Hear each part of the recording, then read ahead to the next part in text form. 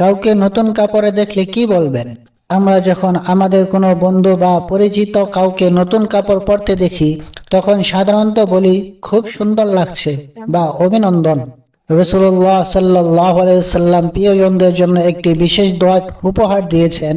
আসুন আমরাও এই দোয়াটি মুখে মুখে বলি এবং এর অসীম ফজিলতের অন্তর্ভুক্ত হই। কাউকে নতুন কাপড় পরিহিত দেখলে এই দোয়াটি পড়তে হয়, ইলবাস জাদিদা ওয়া ইশ হামিদা ওয়া মুত শাহিদা। অর্থ, তুমি নতুন কাপড় পরিধান করো, প্রশংসিত জীবন লাভ করো এবং শহীদী মৃত্যুবরণ করো। অর্থাৎ আল্লাহ যেন তোমাকে এই সকল নিয়ামত দান করেন। সহিহ ইবনে হিব্বান, হাদিস নম্বর 6858, অনুচ্ছেদ দোয়া ও জিকির। কত সুন্দর এবং অর্থবহ একটি দোয়া। এখন থেকে কাউকে নতুন কাপড়ে দেখলে সুন্নাহ মেনে এই দোয়াটি পড়ুন। ভিডিওটি ভালো লাগলে শেয়ার করে অন্যদেরও জানার সুযোগ করে দিন। এমন আরো ভিডিও পেতে চ্যানেলটি সাবস্ক্রাইব করুন। জাযাকাল্লাহু খাইরান।